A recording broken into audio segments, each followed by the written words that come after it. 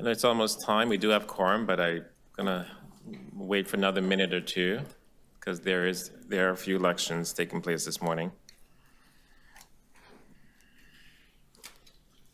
If councilors are in their offices, please come to committee room 1, please. All councilors for Board of Health.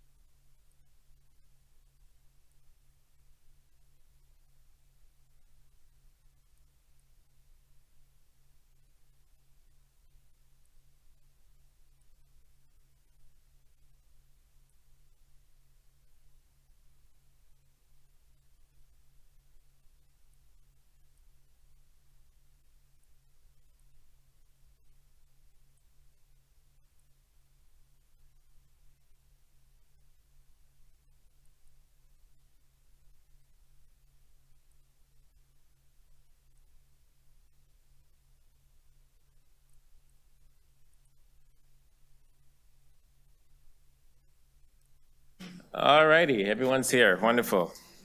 Thank you. So we can start. So good morning, everybody. My name is Councilor Chris Moyes, and I am the chair of the Board of Health. The board secretary has confirmed that we have quorum, so I'll call meeting 9 of the Board of Health to order. Welcome once again. In the room, we have Dr. Zhao, Director Ozode, Councilor Perks, Trustee Sriskandraja, Councilor Thompson, Deputy Ramali, Deputy Malik, the Director Chandra Balan, and Councilor Bravo. And online we have Director Roy, Director Singh, and Director Krishmer. No? Okay. Director Krishmer is trying to join, but she'll be here soon.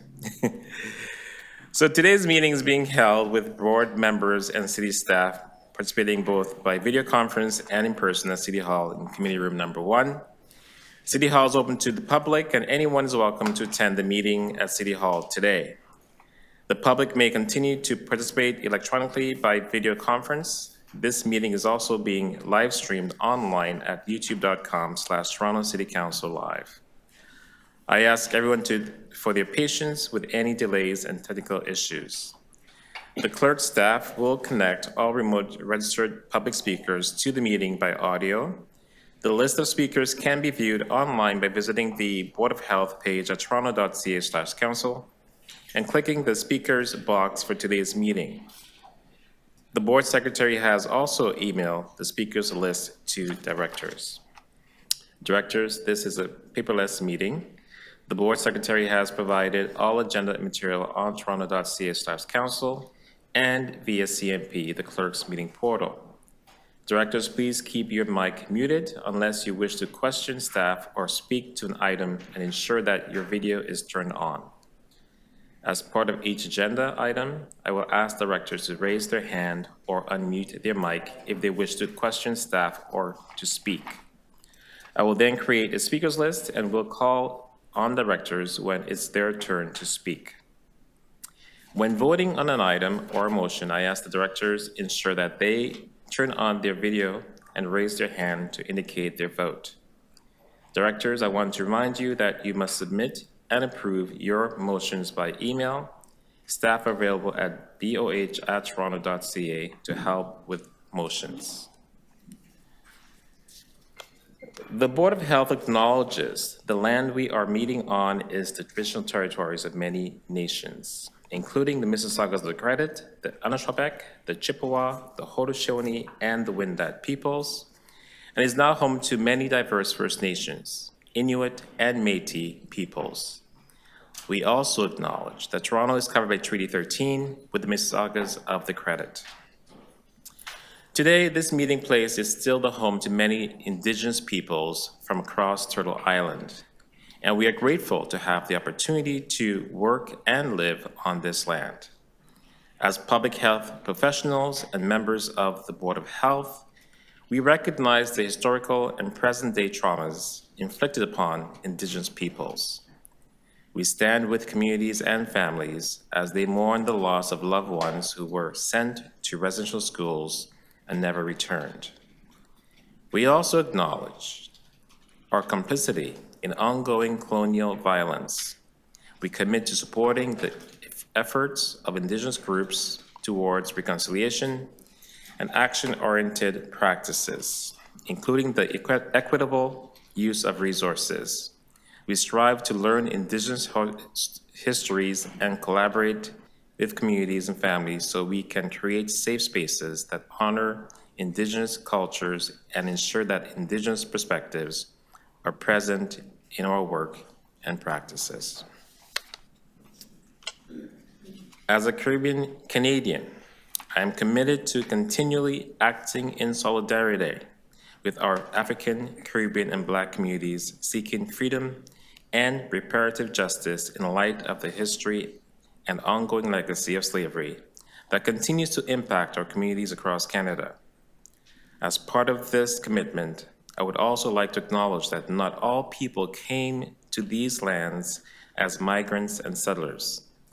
Specifically, I wish to acknowledge those of us who came here involuntarily, particularly those brought to these lands as a result of the transatlantic slave trade and slavery. In support of the City of Toronto's ongoing efforts to confront anti-Black racism, I pay tribute to those ancestors of African, Caribbean, and Black origins and descent. Are there any declarations of interest under the Municipal Conflict of Interest Act? If you have an interest, please raise your hand or unmute your mic and indicate the item number, the nature of the interest. Seeing none. Next, we need a motion to confirm the minutes from our last board meeting on November 27, 2023. Director Chandra Balan, all those in favor? Opposed? Carried. Thank you. So we have 5 items on the agenda today. for the first item, which is the election of chair for 2024 Board of Health, I'm going to cede the chair now to the board secretary to conduct this item. It's all yours. Thank you. Members, are there any nominations for chair of the Board of Health? Members may nominate candidates, including themselves, and nominations do not require seconding. Director Perks? I'd like to nominate Chris Moyse as chair. Thank you. Director Perks has nominated Director Moyse. Director Moyse, do you accept the nomination? I do. Thank you. I'm calling for nominations a second time. Are there any further nominations for chair?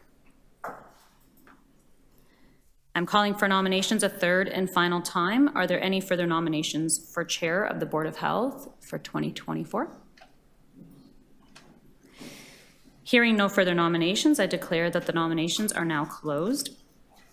As Director Moyse is the only nominee, I declare him the chair of the Board of Health for a term of office starting January 15th, 2024 and ending December 31st, 2024, and until a successor is appointed.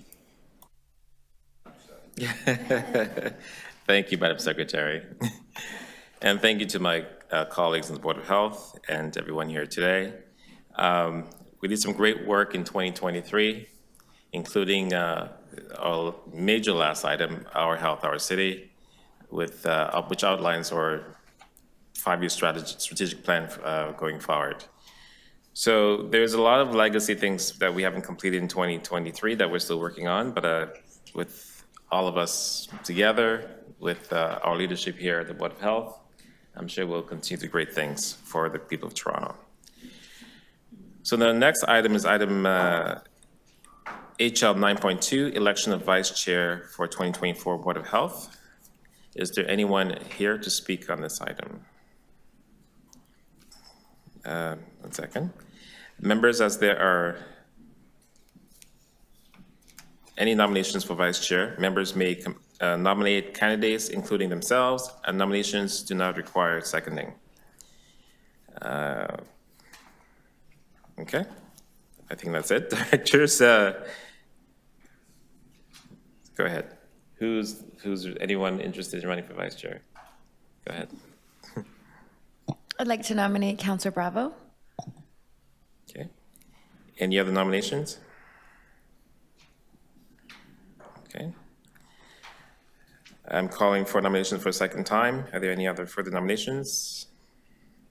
I'm calling for nominations for a third time. Are there any further nominations? Hearing there are no further nominations, Councillor Bravo, congratulations. Yes, you may go ahead. Thanks very much. I look forward to continuing to work with the chair as we have in the last year. We just wanted to say how materially important the work of this board is, including today's, it's hit -15, but warming centers have been open for weeks because a decision was made to raise the threshold to -5, and that's just one small way that there's a major impact, and it's a real honor to be here. Thanks. Thank you, Vice Chair Bravo. So we will now review the rest of the agenda. Item HL 9.3, actions to advance Indigenous health.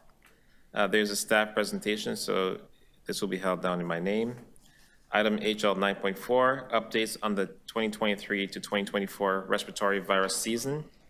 There's a staff presentation and registered public speaker, so this will also be held in my name. Item HL 9.5, 2024 Board of Health committees and appointments.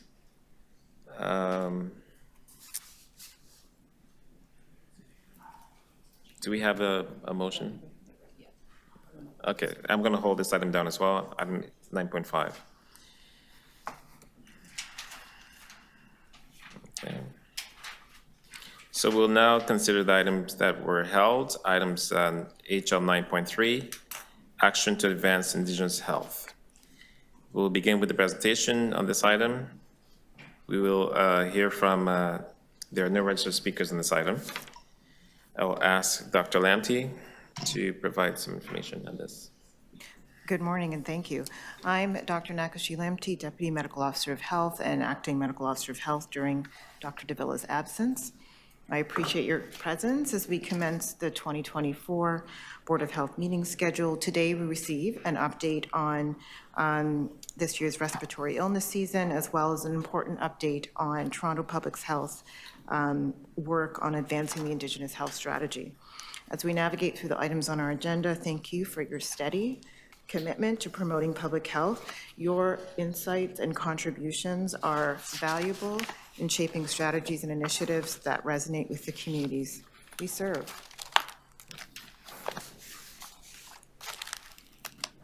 So I'll ask for the presentation slides to be posted. Thank you. And to the members of the Board of Health, it's my pleasure to be here today to present on the actions Toronto Public Health has been taking with Indigenous service providers and community members to advance health within the urban Indigenous population in Toronto. Before going into the presentation, I would like to take a moment to recognize that Toronto Public Health strives to foster meaningful relationships with Indigenous communities, coming from a place of trust, mutual respect, understanding, and reciprocity. In keeping with this, we are very intentional to hire staff who identify as Indigenous. It is my deep pleasure to introduce to the Board of Health Monique Daibo, sitting here today alongside Sonia Bourgeois. Monique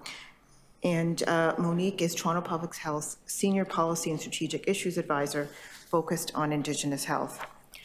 Monique joined us in October of 2023. We first created a dedicated Senior Policy and Strategic Issues Advisor role for Indigenous health in 2021. Monique is the second Indigenous identified staff to hold this position.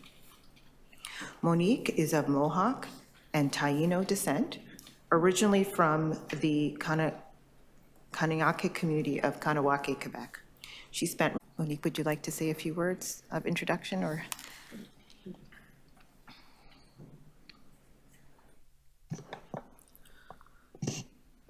Sego?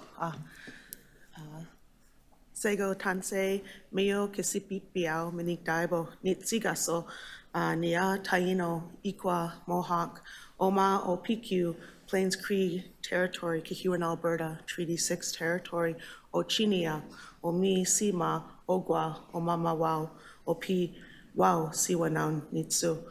It's an honor to be here in this space. My name is Monique Daibo, and I look forward to interacting with all of you folks and working very collaboratively to continue the good work and the much needed work in removing barriers, challenges, and inequities for Indigenous folks here in Toronto. So, hi, Meowie. Thank you. Advance the next slide, please. As we move into the presentation, I'd like to start off with some introductory reflections. The urban Indigenous population in Toronto is represented by First Nations, Métis, and Inuit people with a diversity of cultures, languages, and health and wellness practices. Toronto, also known as Takronto, has historically been known as a meeting place, and it continues to be so today. Given the diversity of the Indigenous urban population, some community members may also have mixed heritage, reflecting the wide-ranging diversity of cultures here in the city. According to researchers at Our Health Counts, an Indigenous-led population health project, it is estimated that as of 2021, there are approximately 88,000 Indigenous people living in Toronto. And despite the strength and diversity of this population, Indigenous people face higher rates of health challenges across the social determinants of health and experience poorer health outcomes. The reasons for this are complex, most notably the historic and current day impacts of colonialization and oppression of Indigenous cultures, families, and communities, including the residential school system. In keeping with the principles of truth and reconciliation, Toronto Public Health strives to move forward from a place of respect and make a concerted and dedicated effort to address these health disparities. Next slide, please. As many of you are aware, numerous calls have been made to federal, provincial, and municipal governments to address the historic trauma and impacts of colonialization, including the legacy of residential schools. The Truth and Reconciliation Commission of Canada Calls to Action brought together residential school survivors from across the country. There were 93 calls to action released in the report in 2015. For many years, members of Indigenous communities across Canada had been calling for an inquiry into missing and murdered Indigenous women, given the high rates of violence and disappearances. In response, the federal government established an inquiry. Numerous recommendations were issued across 19 themes, and a sub-working group focused on two-spirited LGBTQIA+ populations also made several recommendations. Building on this history and these landmark documents, numerous recommendations have also been made for municipal governments and the health sector. It's important that we look at ways to improve the lives of Indigenous populations across Canada and address health challenges. We are fortunate here in Toronto to have the guidance of the City of Toronto's Indigenous Affairs Office. We work closely with that office on recommended actions related to public health. I want to acknowledge that Selena Young, the Director of the Indigenous Affairs Office, is also present today at the meeting in case there are any questions that she may be able to answer. Thank you for being here, Selena. We can go to the next slide, please. Starting in 2015, Toronto Public Health engaged its own process to consider how we could improve public health programming and services for Indigenous populations. We began conversations with local Indigenous service providers and the Toronto Central Local Health Integration Network, now known as Ontario Health Toronto Region. Toronto Public Health and the Toronto Central Local Health Integration Network endorsed the establishment of the Toronto Indigenous Health Advisory Circle, or THAC. The circle was made up of Indigenous leaders and included an elders and youth council. The circle led the process to develop a strategy. The strategy envisioned thriving and healthy Indigenous people and communities in Toronto and transformation of health-related programs and services. Recommendations covered 3 strategic directions: reducing health inequities for Indigenous peoples, influencing the social determinants of Indigenous health, and harmonizing Indigenous programming and non-Indigenous programming. There were numerous recommendations for multiple sectors and partners, including Toronto Public Health and the Toronto Central Local Health Integration Network. And I'm going to cover those over the next few slides. Next slide, please. As mentioned on the previous slide, the Toronto Indigenous Health Advisory Council was foundational to the development of the strategy. The council recommended operating principles for Toronto Public Health, the Toronto Central Local Health Integration Network, and Indigenous partners, which are listed here on this slide. First, that health plans are developed with Indigenous peoples as full partners. Second, wherever Indigenous peoples go to access programs, they receive culturally appropriate, safe, and proficient care, and all barriers to optimal care have been removed. Third, care is planned to be responsive to community needs and is appropriate, efficient, effective, and high quality at the system and interpersonal level. Fourth, dedicated resources and funding for Indigenous health programs and services will support a coordinated and collaborative system. And finally, that Toronto Public Health and all partners acknowledge the importance of Indigenous leadership and Indigenous communities caring for themselves. The 5 operating principles continue to be foundational to how we at Toronto Public Health approach our work. In particular, we respect the principles of self-determination, meaning the degree to which Indigenous peoples are regaining control over their own lands and resources. And in the context of health, this means health services designed and delivered by Indigenous people for Indigenous people. Next slide, please. As members of the board, you are aware that the role of Toronto Public Health is to deliver programs, services, and policies to prevent the spread of disease and promote and protect the health of the people of Toronto. This means striving to create the optimal conditions to achieve a healthy city for all of our residents. With this in mind, the Toronto Indigenous Health Advisory Council provided 4 specific recommendations for Toronto Public Health, which are listed here. 1, to advocate for affordable, healthy food for Indigenous people in Toronto using an Indigenous lens. To support programs that address violence in Toronto's Indigenous community. 3, to expand culturally secure parenting support programs. And 4, support new and existing public health promotion programs to be culturally appropriate. The report that you have before you today provides details on the status of these recommendations. I'll share a few high-level points. Regarding children and youth, across all programming for children and youth, Toronto Public Health has developed long-standing partnerships with Indigenous service providers.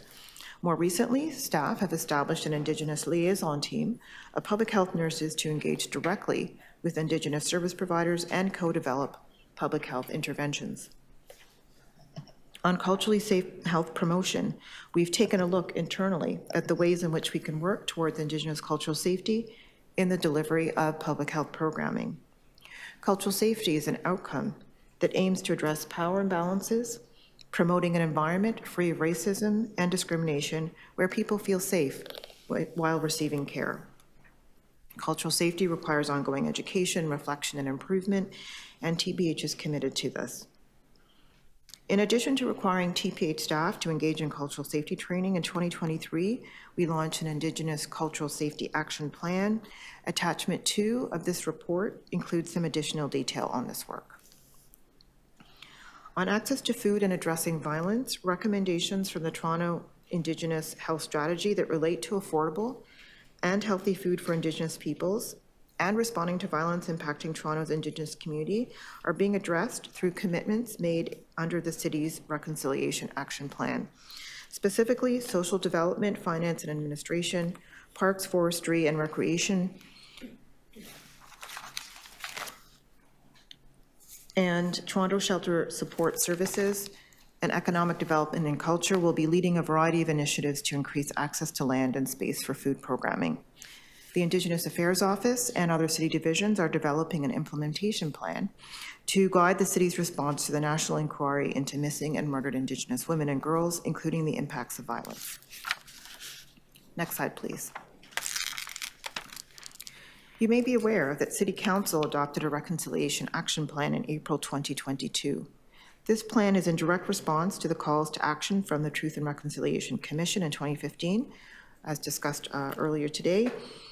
And the city's plan was led by the Indigenous Affairs Office with input from First Nations, Inuit, and Métis community members, organizations, elders, knowledge carriers, youth, Indigenous employees, and city divisions and agencies, including Toronto Public Health. The plan builds on many actions that the city had taken previously. For example, in 2010, the city adopted the Statement of Commitment to the Aboriginal Communities of Toronto. In 2015, City Council, in consultation with the Aboriginal Affairs Committee, identified 8 calls to action from the Truth and Reconciliation Commission of Canada's report as priorities for implementation.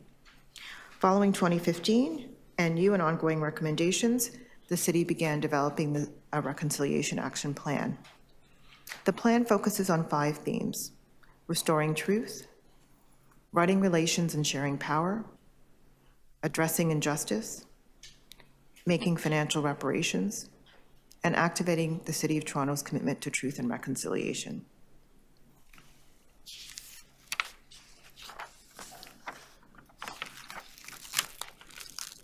Next slide, please.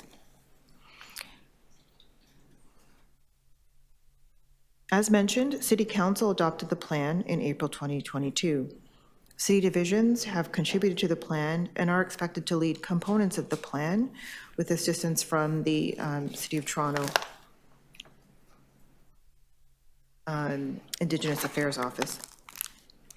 The slide includes the specific commitments that Toronto Public Health has made, and these include continuing to implement the Toronto Indigenous Health Strategy and strengthening relationships with Indigenous partners, developing and implementing an Indigenous Cultural Safety Action Plan for Toronto Public Health, developing an Indigenous-led healing pathway for harm reduction, substance use, recovery, and treatment, working with other city divisions and levels of government to advance the social determinants. I'd like to take a moment to talk about the Indigenous-led healing pathway for harm reduction, substance use, recovery, and treatment. Toronto Public Health has been working to advance this in partnership with the Toronto Aboriginal Social Services Council. One aspect of this work has evolved to include the establishment of an Indigenous harm reduction circle, We are grateful for the leadership and commitment of the Ontario Aboriginal HIV/AIDS strategy in the work of the Circle. Next slide, please. As you can see from the presentation, Toronto Public Health has taken numerous activities to both strengthen relationships with Indigenous service providers and advance health outcomes in the Indigenous population. It is important to note that throughout much of this time, we were in the midst of a global pandemic, and the COVID-19 pandemic impacted the health and social service system, deepening health inequities for Indigenous people and creating new challenges for Indigenous service providers. This also created new opportunities. In many ways, relationships between Toronto Public Health and Indigenous service providers strengthened during this time, as we had to identify innovative ways to mitigate the spread of COVID-19. This included Indigenous-led COVID-19 testing, case and contact tracing, and co-delivery of mass immunization. Coming out of the pandemic and working towards recovery, Toronto Public Health has completed the following, and these will continue into 2024, launching an Indigenous Cultural Safety Action Plan, renewing engagement with Indigenous service providers on culturally safe parenting and programming for children and youth, promoting COVID-19 and influenza vaccination in urban Indigenous communities, and working with Indigenous service providers on vaccine clinics, responding to substance use and mental health concerns, working with Indigenous service providers on Indigenous population health data, and identifying actions to recruit and retain Indigenous identified staff. Next slide, please. There are always new initiatives that unfold as a result of recommendations from Indigenous service providers or the Board of Health. In April 2023, the Board of Health requested that the Medical Officer of Health work with Indigenous service providers to co-develop an Indigenous mental health, substance use, and addiction strategy. In response, Toronto Public Health connected with the Toronto Aboriginal Social Services Council to consider how we might respond to this request, and that council is also known as TASC. TASC is a leading Indigenous-led service nonprofit in the city focused on advancing the Indigenous social determinants of health. Toronto Public Health and TASC worked together to co-host a 2-day Indigenous Wellness Roundtable in October 2023. Indigenous service providers requested the establishment of an Indigenous Wellness Committee and the co-development of an Indigenous Wellness Action Plan. This leads into our last slide, which outlines recommendations from the Medical Officer of Health to the board. We are looking forward to the work on establishing an Indigenous Wellness Committee, and in keeping with that, we are recommending a report back to the Board of Health in 2024 on the establishment of an Indigenous Wellness Committee and co-developed action plan, and recommendations on options to resource the action plan as requested by Indigenous service providers. I want to emphasize that all activities will be co-led between Toronto Public Health and Indigenous service providers. The co-development of action plans requires time and investment in relationships in order to build trust. Toronto Public Health will also work with Indigenous service providers, city divisions, and different levels of government to explore opportunities to resource the plan. In addition to the recommendation on the Indigenous Wellness Committee, we are recommending that the Medical Officer of Health arrange an Indigenous cultural safety training session for the board in 2024 as a special meeting. This recommendation is in keeping with the Truth and Reconciliation Call to Action number 57, which asks for federal, provincial, and municipal governments to provide education to public servants on the history of Indigenous people. The Board of Health is responsible for ensuring public health programs and services are delivered according to provincial standards and in response to local needs. Given the governing role of the Board of Health and building on the commitment that Toronto Public Health has made to Indigenous cultural safety and the city's reconciliation action plan, the Medical Officer of Health is making this recommendation. As we conclude this presentation and reflect on the wealth of recommendations coming from the Indigenous community, service providers, and advocates, I'd like to reflect on some of the outcomes that Toronto Public Health has been working towards. The ultimate goal of these interventions is to advance the health status of the Indigenous population, and Toronto Public Health is focused on building trust, continuing to promote staff learning and education, and demonstrate an ongoing and evolving commitment to truth and reconciliation. It's a privilege to be able to speak on this topic and to represent Toronto Public Health Indigenous health team I'm looking forward to questions and commentary from members of the board. Thank you. Thank you, Dr. Lanty. Any questions? Deputy Mayor Malik? Thank you very much. Thank you for the presentation and thank you for the work on this initiative so far. I did just want to hear a little bit more about the Indigenous Wellness Committee. I know that there is going to be a report back, but even, I guess, in broad terms, being able to hear a little bit more about the approach to the Wellness Committee in terms of structure, hearing a little bit more about the leadership of that committee being Indigenous-led, anything that kind of helps us to understand a little bit more of the context that comes into, as was mentioned, us advancing truth and reconciliation under the city's own reconciliation action plan, as well as the important characteristics of a nation-to-nation approach. Thank you, Mr. Chair. So through you, Mr. Chair, I'll turn to my colleagues, Ms. Bourgeois and Ms. Daibo, to provide more detail about the progress of the committee thus far. Hello. Did in October of 2023. There was one on October 16th, and the second one took place on October 30th. And these roundtables were with Indigenous-led service providers, and also the city invited to join the roundtable. So there were 2 very, very fulsome days. We had representation from numerous Indigenous service providers. We had leadership that were present, and we also had frontline workers that were present. During that time, several recommendations emerged from the roundtables, including the need for Indigenous people to lead, develop, and to deliver their own health and social services aligned with principles of Indigenous self-determination and autonomy, and a request for Toronto Public Health to establish an Indigenous Wellness Committee that includes all Indigenous-led service providers in the city. Participants also articulated that addressing mental health and substance use concerns were top priorities at the time. In addition to the importance of health and social services that are culturally safe and affordable housing.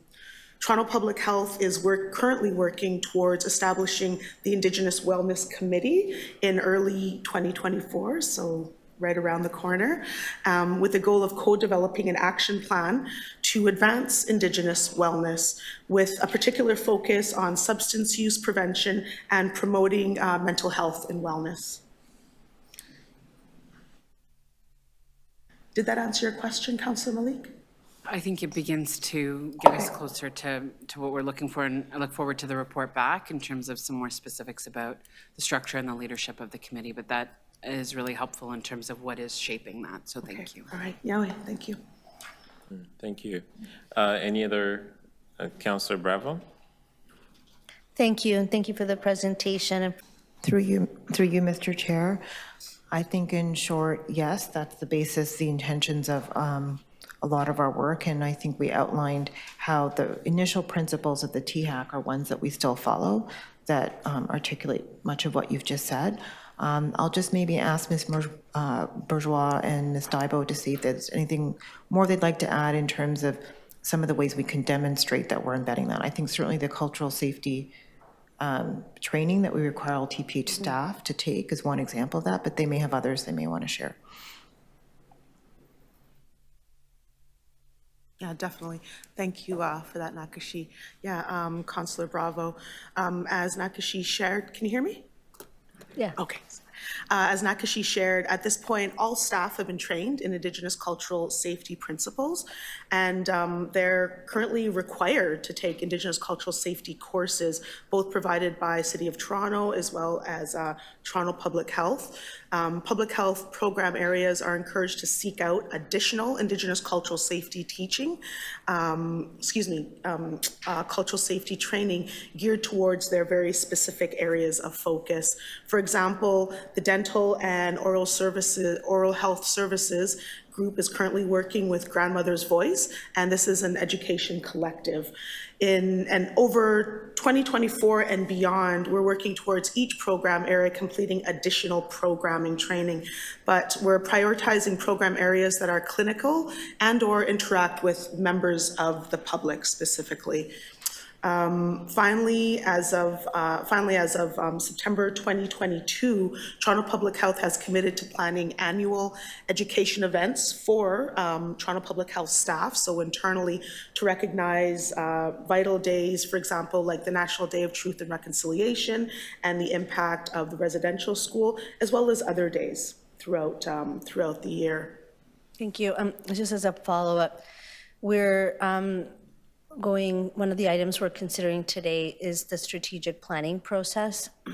And I'm asking this because I think that these principles, respect, truth, humility, engagement, and reciprocity, speak to more than just this item. It speaks to a worldview around what responsibility means, accountability, relationship.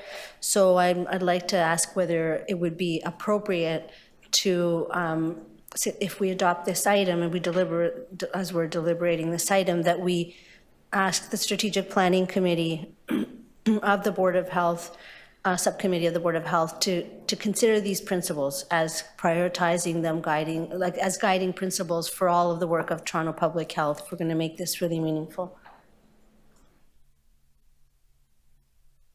Do you want to respond to that? Through you, Mr. Chair, that sounds like an intriguing idea, and I think that's really up to the will of the board to move that if they would like. Thank you. Well, I'll be working on a motion, so we might have to hold this down until it's ready if we want to, but I thank you very much for that. Okay, thank you. Any other questions? Councilor Thompson? Thank you very much, Mr. Chair. Through you to staff, thank you very much for the presentation and the report. Let me just be contrarian on this. So a lot of strategies, a lot of efforts to educate, train, and to ensure that events are led by Indigenous leaders and so on, and that's all fantastic. But let me ask this question. Who's training the broader public in terms of their interaction and their relationship with members of the Indigenous community? I understand what we're doing at Board of Health. The reason why I ask this question is over the holidays, I had an experience at a plaza in Scarborough where a young Indigenous man had come to the city and was purchasing some items in a store. And he had a special card that allowed him not to pay taxes. And it appeared that the store, the store owner was actually there, was not aware as to what the relationship or requirement, what the procedures were. And they made the young man feel, I would say, less than human because of just the way they reacted to him. I only became aware of it just because I was at the cash register to buy something at the time, and the way he looked and his demeanor, I started to talk with him, and I had to explain to the store owner that he did in fact have this card that allowed him the ability not to pay taxes on the items that he was purchasing. It seemed that the store owners didn't know what their own responsibilities were. While this is a unique situation that I observed, in all the work that we're trying to do here, how do we then equate that to the broader population of acceptance? I can see how the micro aspect of all this work that we're trying to do, but if we're just speaking into a closed circle, who cares in the broader perspective how it makes individuals feel when they're dealing with others that are not of the same, let's say, cultural community?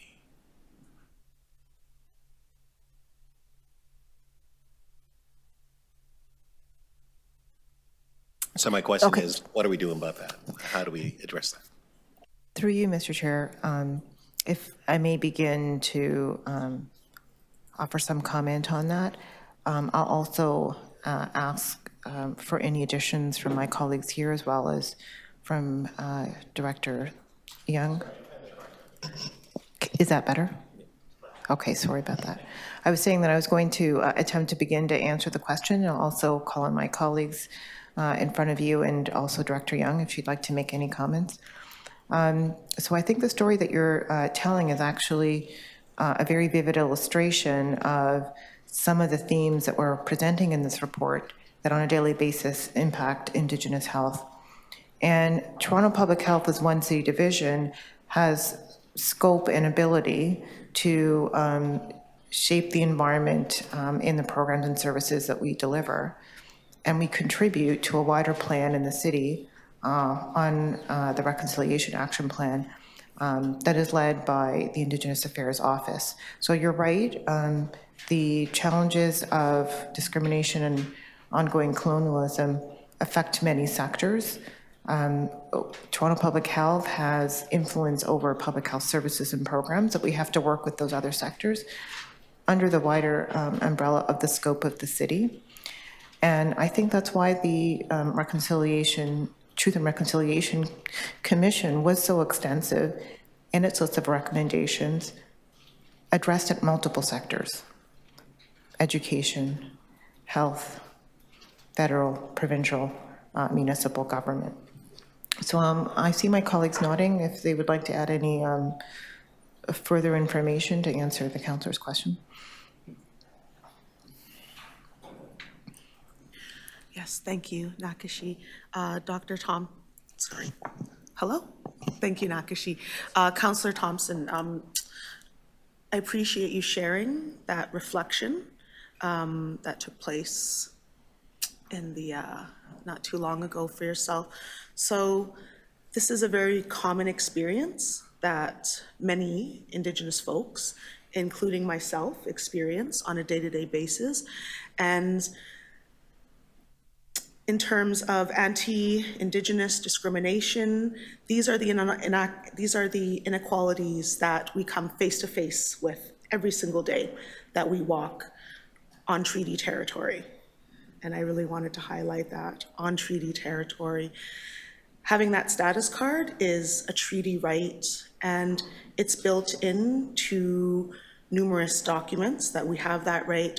And unfortunately, some folks that reside in the broader public are not educated in such ways to understand their roles and responsibilities and our rights as Indigenous, and very specifically status, and I put in quotes, Indians, as outlined in the Indian Act.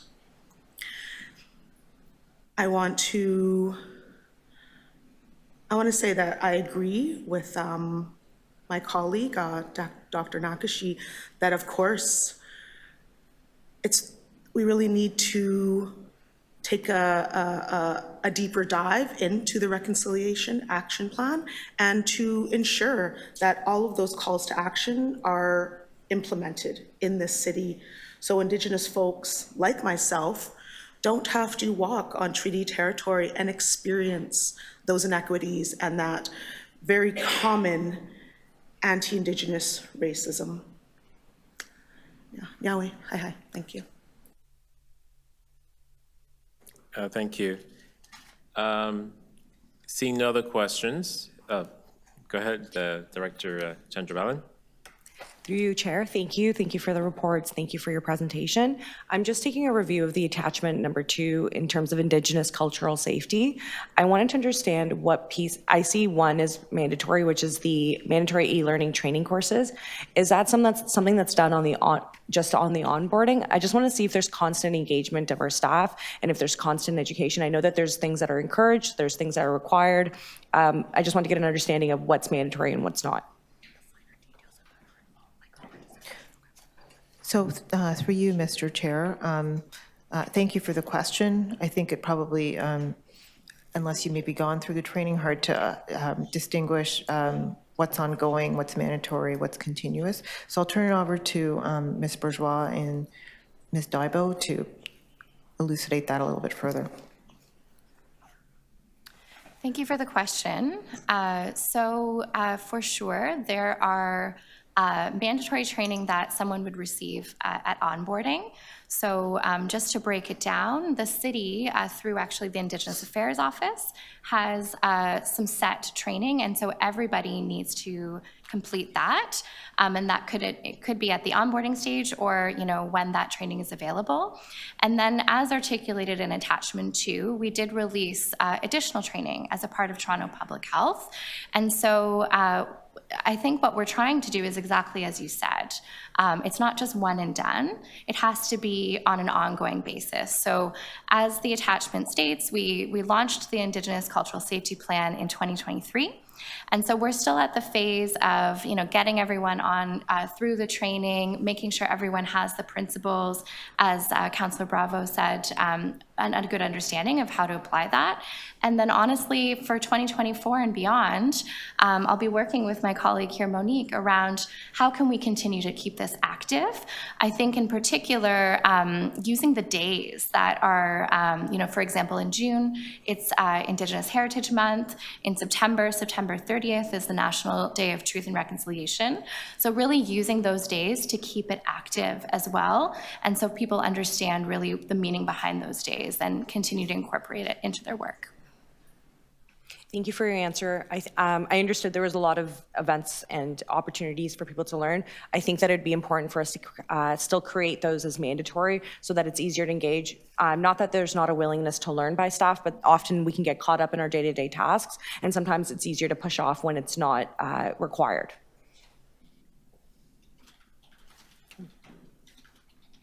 Okay. Through you, Mr. Chair, can I just make one last comment? Sure, go ahead. What I am encouraged by, I don't remember the precise percentages, but there was very high engagement and participation by staff, even in the non-mandatory events. So I think there's strong commitment across the organization to these principles. Okay, thank you. I do have one question. So going through the presentation and looking at the 4 priorities from 2016, one of the things that I was not listed was housing. Is that anywhere in the document, or should it be, or?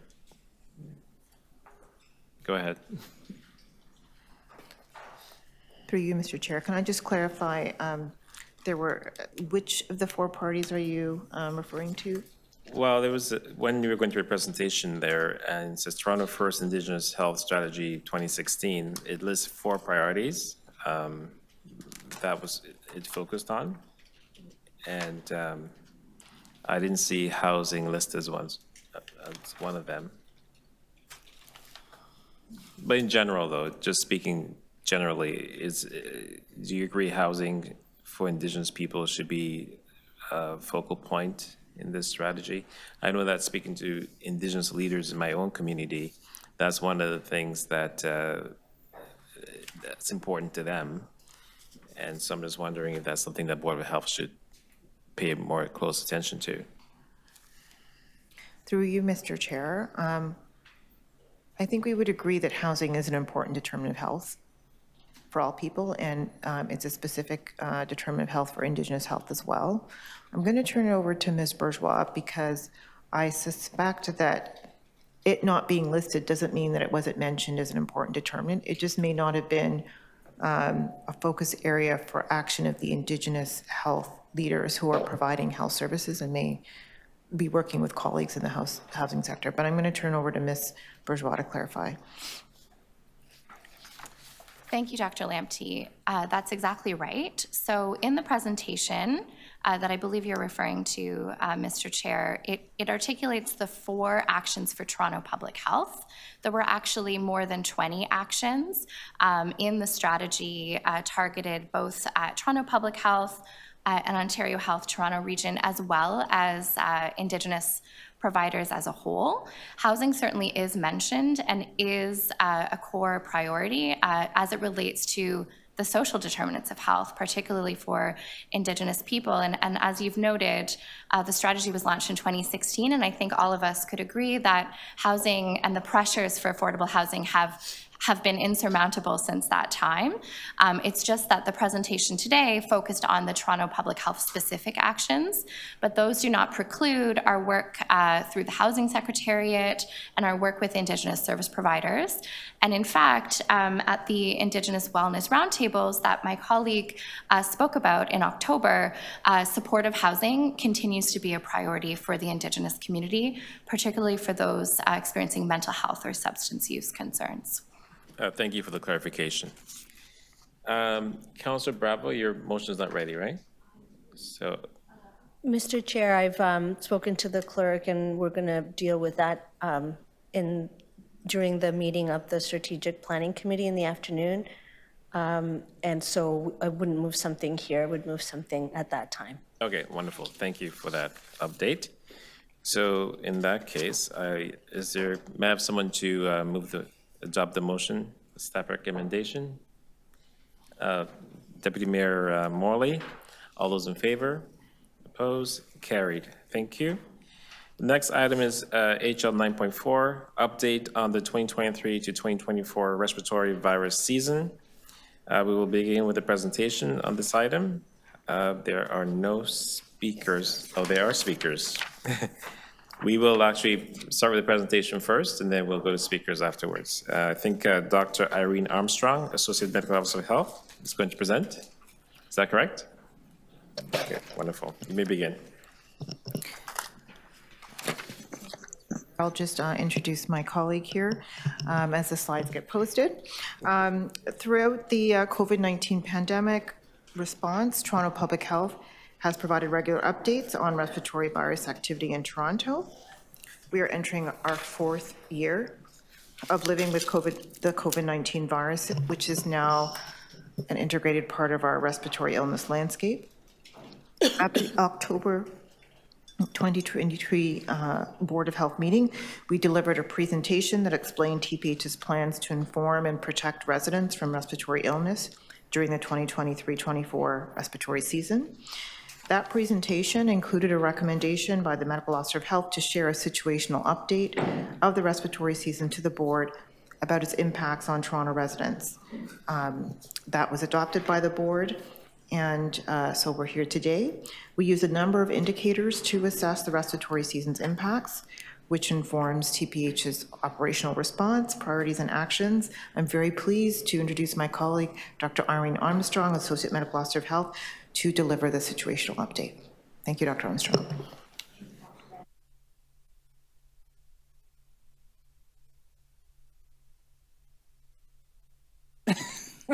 Is that, oh gosh, I'm gonna have to lean really close. Maybe I'll just move my chair to a higher one.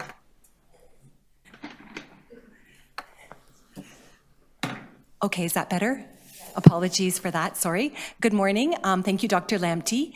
To begin with, COVID-19 and influenza activity are high in Toronto, but we know that influenza levels are decreasing.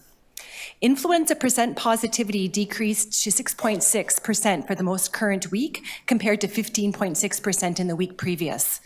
COVID-19 percent positivity is high but stable. It was 17.6% for the most recent week, down 1% from the previous week. Influenza levels at this time are higher than the pre-pandemic historical average typical for this time of year. Historically, before the pandemic, influenza activity started in November and peaked at the end of December or early January. For the 2023-2024 season, it started a little bit earlier in mid-October and appears to have peaked towards the end of December. While we are currently unable to update our wastewater dashboard, we are still monitoring the raw data, and we see that both influenza and COVID-19 signals in Toronto wastewater are high but stable at this time. In Ontario, the COVID activity is high, and influenza activity is moderate and increasing, as indicated by their percent positivity for the province.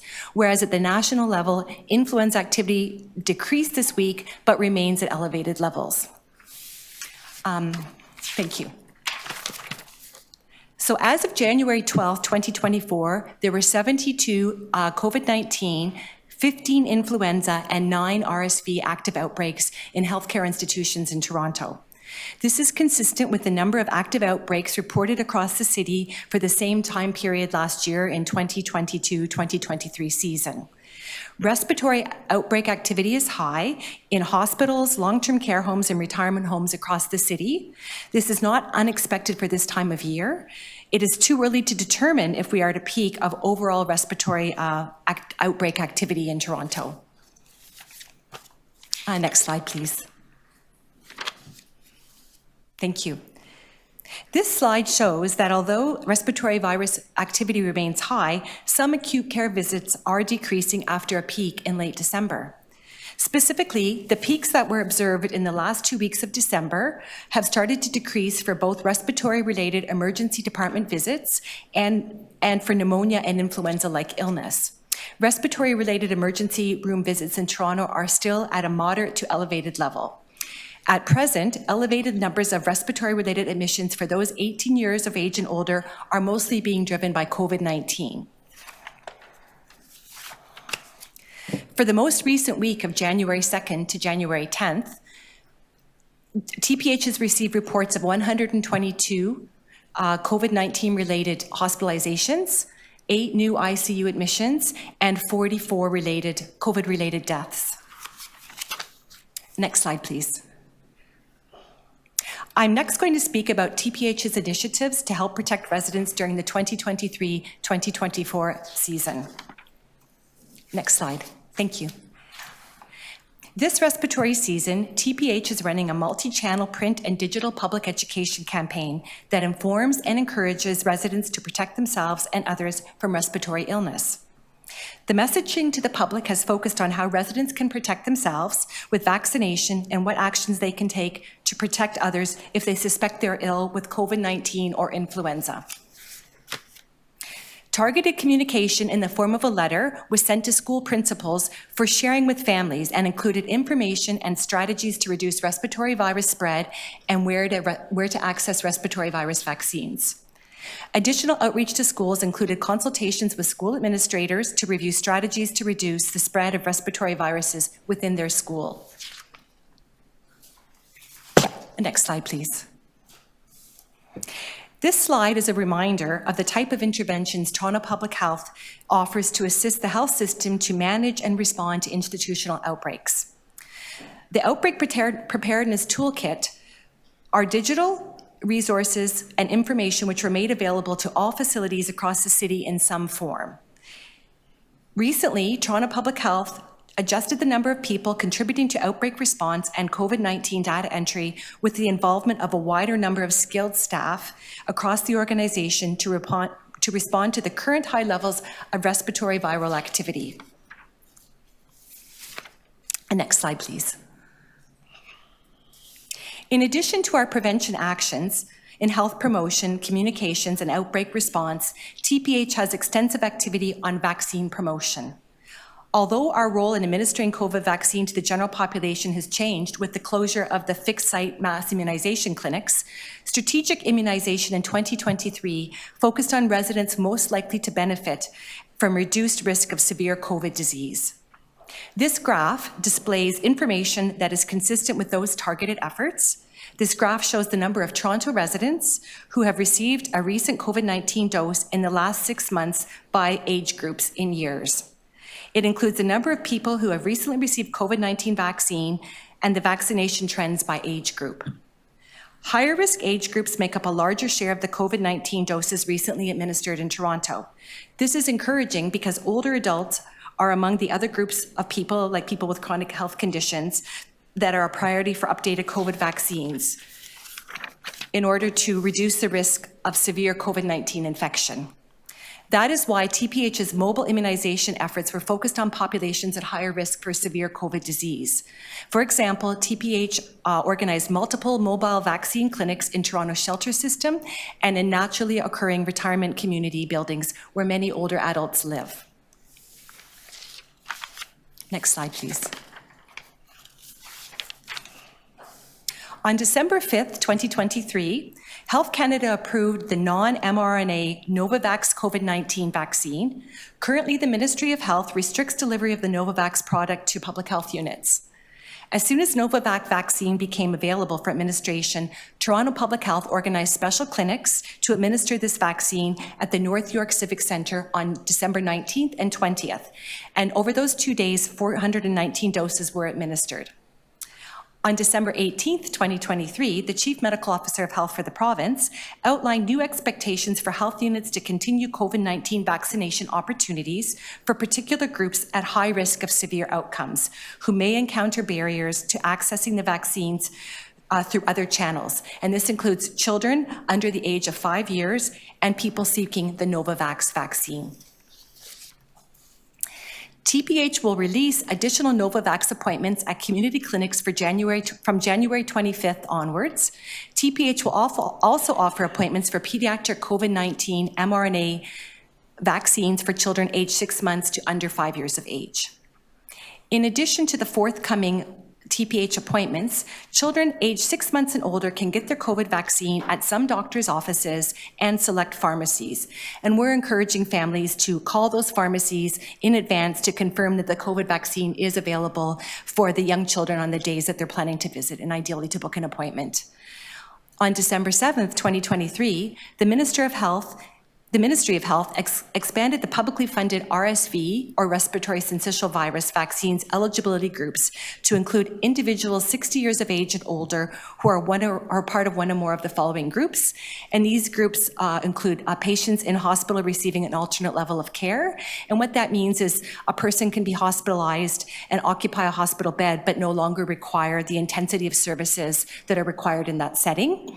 It also includes patients receiving hemodialysis or peritoneal dialysis, people that are recipients of solid organ or hematopoietic stem cell transplants, individuals experiencing homelessness, and individuals who identify as First Nations, Inuit, or Métis. RSV doses have been ordered in Toronto by long-term care home facilities, retirement homes, and hospitals. And finally, Toronto Public Health is organizing various community clinics for targeted populations to support increased immunization rates. For example, appointments are now available to help students catch up on the missing school-based vaccines and can be booked at our tphbookings.ca. And that brings me to the end of my presentation. Thank you. And thank you. Any questions for the, sorry, that's Brett. We have public speakers. I'm a little rusty. So first person on the list is Daniel Freiheit. Are you here? It's online. Okay, you have 5 minutes to present to the board.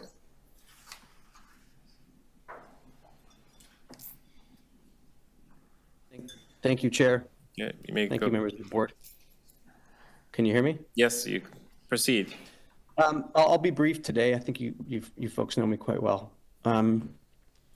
The board needs to ask a bit more information about what's the trend is globally in terms of encouraging vaccination for the younger kids. Toronto Public Health is taking a position or recommendations that might not be consistent with what the global community is doing. And a careful reading, I think, of the National Advisory Committee on Immunization.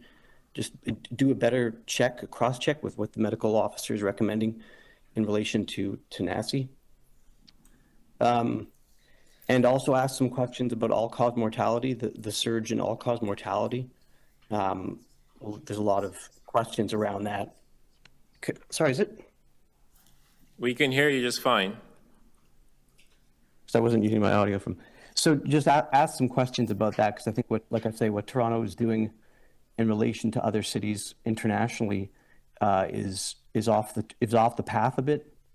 And also, like I said, questions need to be asked about this surge in all-cause mortality across age groups. There's no evidence linking it to the vaccine, obviously, but there's no the evidence isn't all in yet. So there needs to be more digging and more questions, I think, to the chief medical officer about this. So if any council members or board members are able to do that for me, because nobody answers me when I ask questions. So I'll just put that out to the board and to the members of council. Thank you. Thank you. Any questions to the deputant? Seeing none, thank you for coming in today. Next on the list is Kate Dupies. Also online, okay. You have 5 minutes to present to the board. Go ahead. Chair. Thank you, everyone. Good morning, Chair. Congratulations on your next term as Chair. Thank you again for this opportunity to address the board on this topic of the 2023-2024 respiratory virus season, which has unfortunately impacted so many here in our city. As we just heard, the role of the Board of Health in Toronto is to prevent spread of disease and promote and protect the health of our citizens. Today, I will speak with you about some key actions I hope the board will consider taking to do just that. As I'm sure is the same in your circles, so many people we know have been sick this fall and winter. Hospitals have been overwhelmed. Our local hospital sent out messaging in December asking people to consider alternative care options. At our children's school, there have been so many kids and staff out sick, it honestly feels like a never-ending revolving door. Sick staff means disrupted learning environments for children, sick kids. Obviously, no one wants to see their children sick. Sick kids can also lead to sick grown-ups who miss work and they risk missing out on pay or worse, losing their jobs. While, of course, we historically have seen higher virus activity with colder weather, it's especially worrisome to hear of so many people getting sick in light of the growing literature that suggests COVID-19 infection weakens the immune system, potentially leaving us even more susceptible to other illnesses. Coupled with the growing awareness of the prevalence of long COVID in Canada, it's in our city's best interest to at least try and limit each Torontonian's number of COVID-19 infections. The good news here, of course, is that nearly 4 years into the ongoing pandemic, we have so many tools at our disposal to keep people healthy.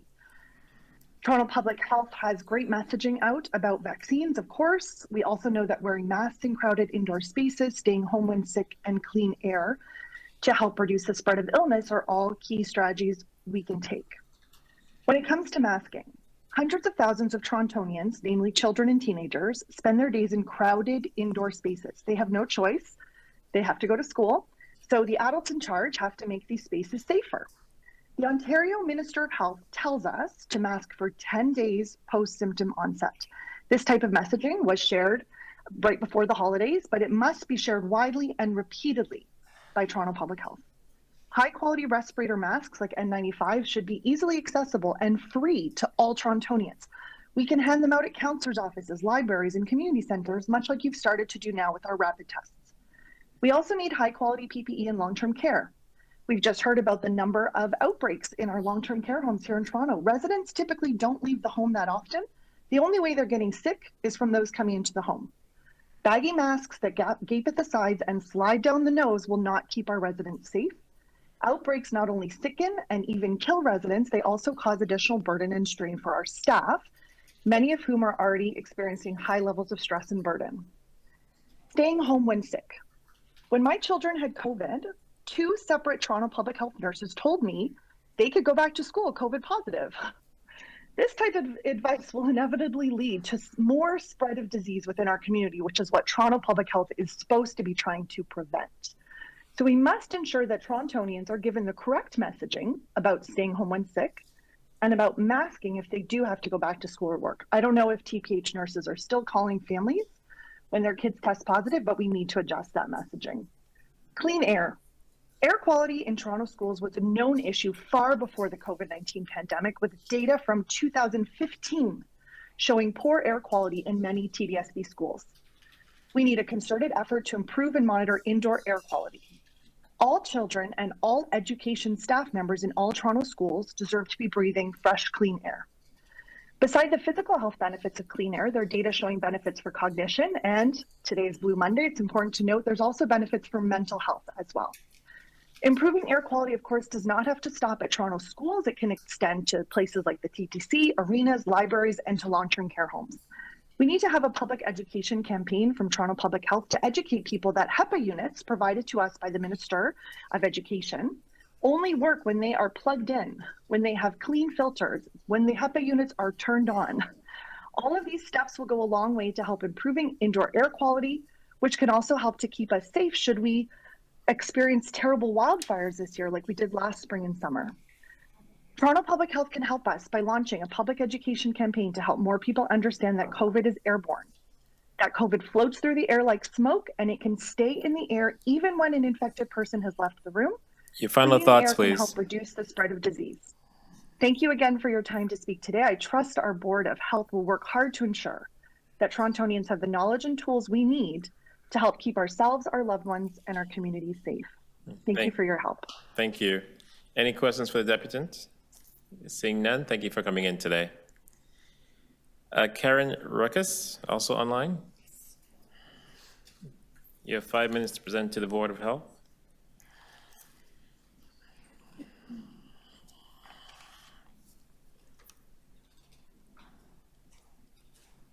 Hi, can you hear me? Yes, we can. Go ahead. Well, I'd like to thank the board for this opportunity to speak about the temporal association with mRNA injection rollouts and the immediate peaks in all-cause mortality. So let's start at the beginning. In April 2021, Pfizer released a confidential post-marketing surveillance document spanning the period from December 1, 2020 to February 28, 2021. There were a total of 42,086 adverse events, including 1,223 deaths, along with miscarriages and stillbirths, early signals which were wholly ignored in the world's haste to get out a vaccine. So let's fast forward to see what transpired next. We've seen the highest excess all-cause mortality in the most highly vaccinated countries in the world, and these deaths are unrelated to COVID-19. This international phenomenon includes countries like New Zealand, Japan, Malaysia, the UK, Australia, Europe, and more.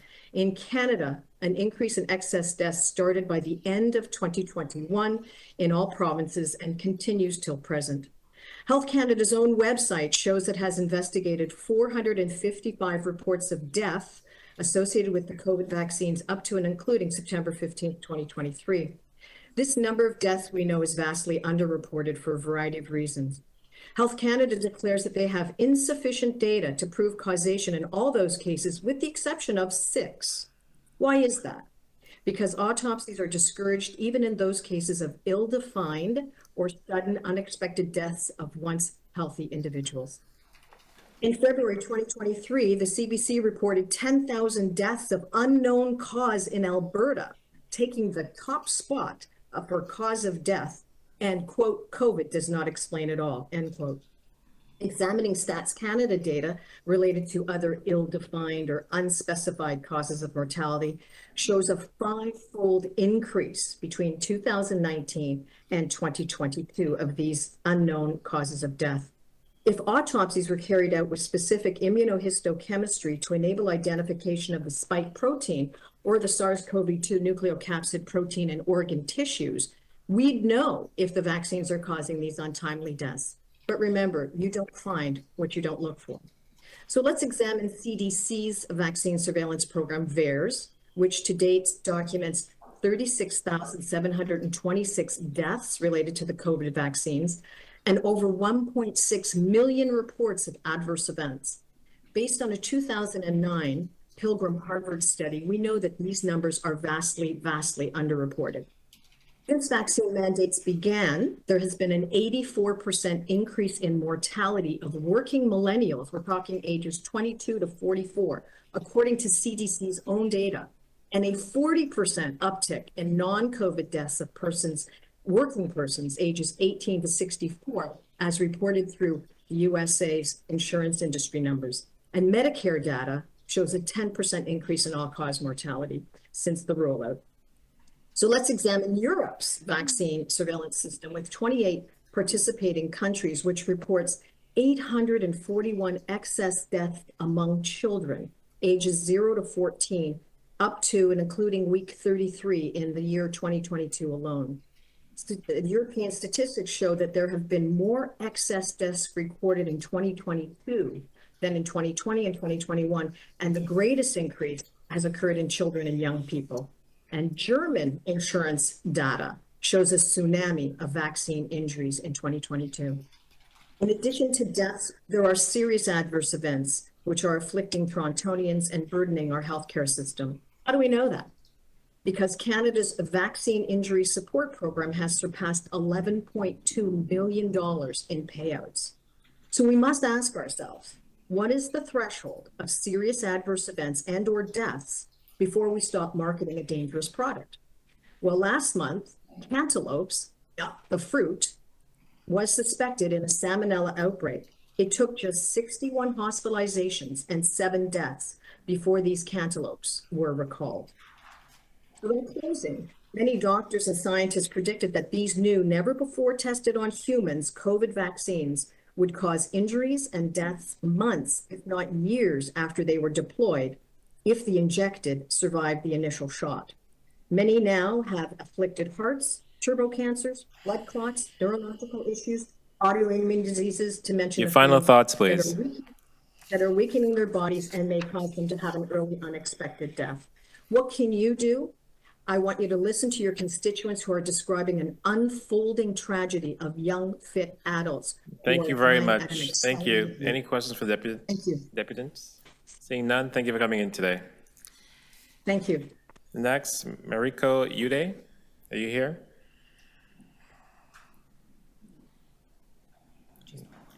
No. Samuel Kaufman? We have a call-in user, which we don't know if it was Mariko. Is she unmuted? Mariko Ude, are you the unidentified user online?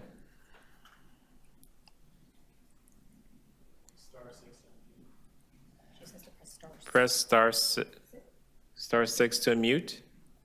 Star 6 to unmute. Mariko Ude. Okay,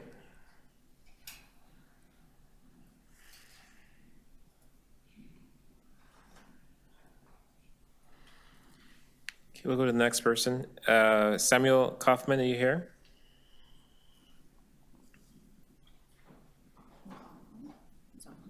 Okay, Mr. Kaufman, you may proceed. You have 5 minutes to present to the board. Can you hear me?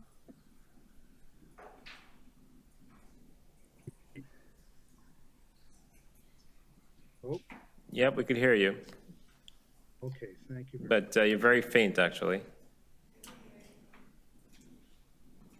How about now? Is that better? A little better. Maybe speak louder or closer to your mic. You have 5 minutes to present to the board. Go ahead. Okay, thank you. Insanity is doing the same thing repeatedly and expecting different results, the saying goes. Yeah, here we are again. Hello, members of the board. Before you think the joke is only on me, let's face some facts. According to wastewater monitoring, we're in a COVID surge as big as the first Omicron wave, and wastewater levels are even higher in many places, including at the Highland Creek site, serving Scarborough, and in many other sites across the GTA. We're not unique in this.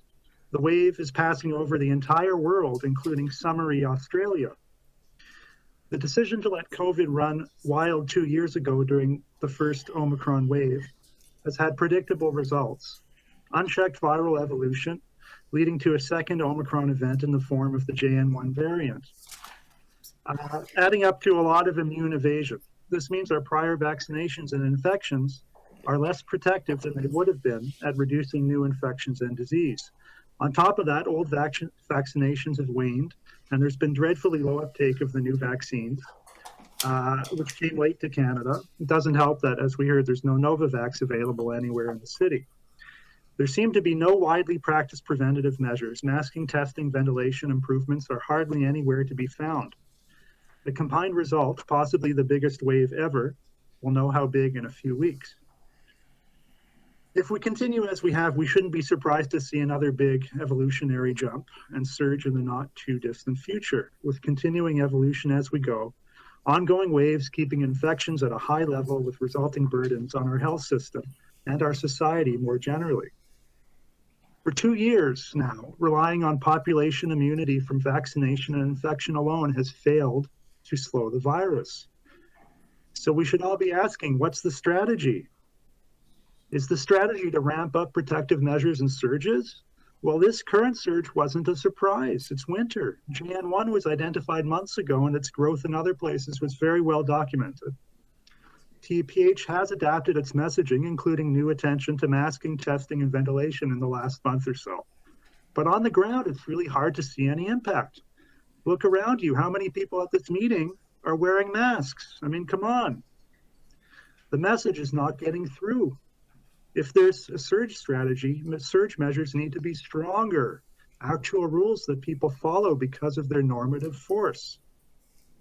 But we also have to recognize that COVID has been circulating at a high level nonstop for the last 2 years, and the baseline of infections has been steadily rising. Waves happen all year round, and it's not confined to a single season. Unchecked constant COVID circulation does not have upsides. With every week, new studies come out, nearly all of them bad. COVID infections, even mild ones, harm the cardiovascular system, the neurological system, the immune system. Last week, there was a big study on the digestive system. There's evidence of viral persistence in many organs. Long COVID remains a large problem causing disability that can be permanent, and several studies suggest increasing risk with every infection, and reinfections are constantly happening. There's no cure, there's no effective treatment. COVID is not just another respiratory disease. It's much worse than the cold, and it's worse than the flu. Even the level of acute illness, COVID continues to have huge impacts.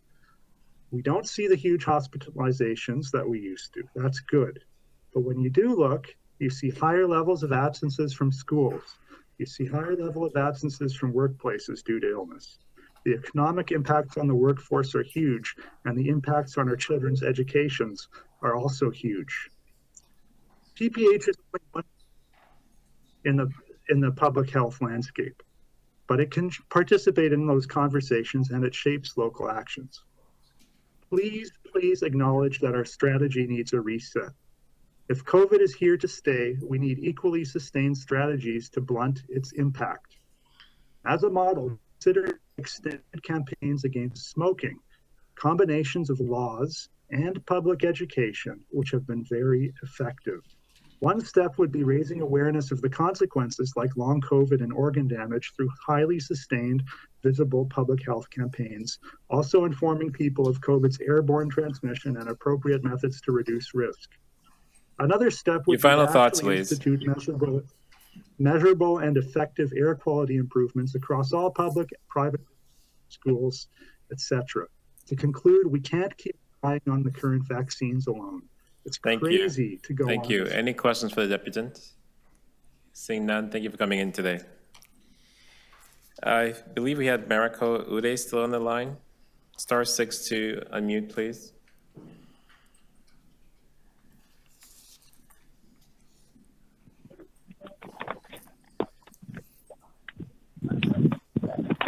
Hi, can you hear me? Yes, we can. You have 5 minutes to present to the board. Go ahead.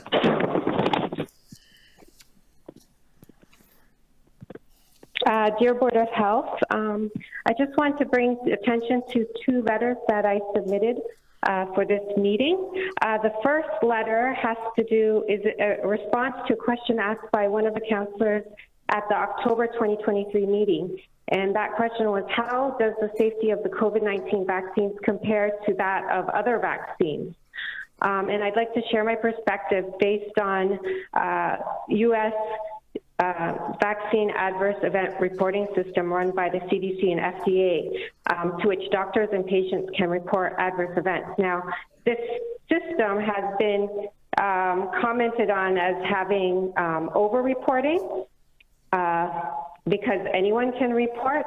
However, I looked at the adverse events this week and found that 6% were reported on the day of the vaccination and 17% were reported within 3 days of the vaccination, which suggests high causality. In fact, the VAERS system is likely underreporting. According to a Harvard Pilgrim study, only 1% of vaccine adverse events are reported. When I checked this week, Pfizer had associated with it 8,468 deaths and 73,114 serious adverse effects. And serious means death or permanent injury or hospitalization.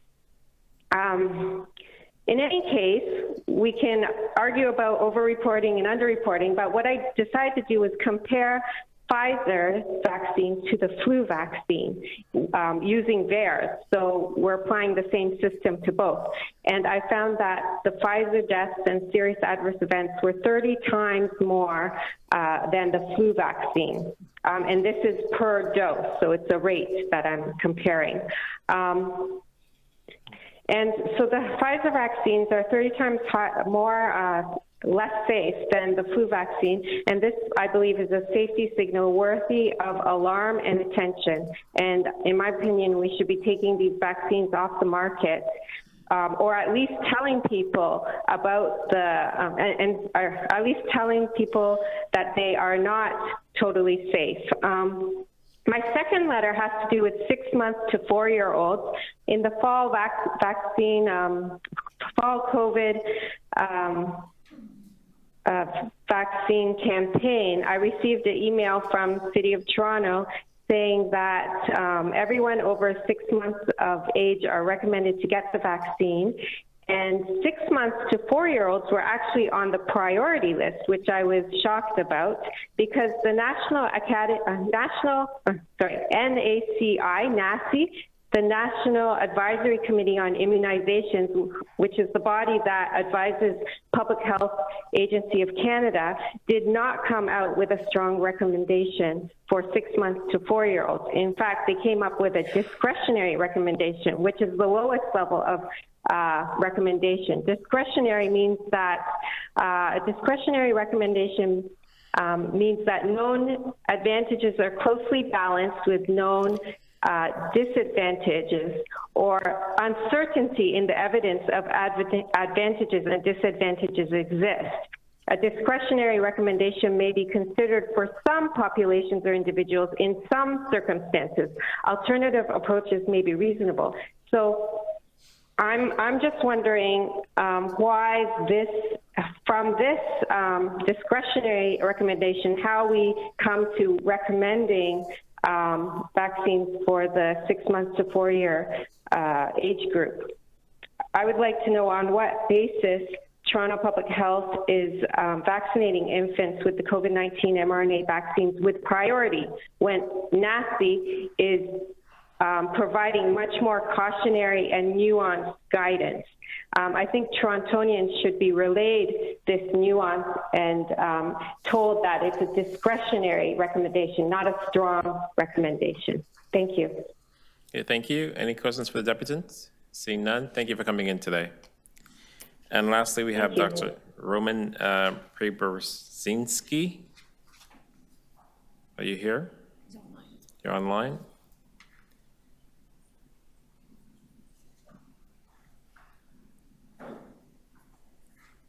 Okay, you have Hello, five. I'm trying to get my video going. Yes. We can hear you. You have 5 minutes to present to the board. Go ahead. Thank you for allowing me to speak. I've had to change what I'm going to say, mostly because some others have made comments and I don't want to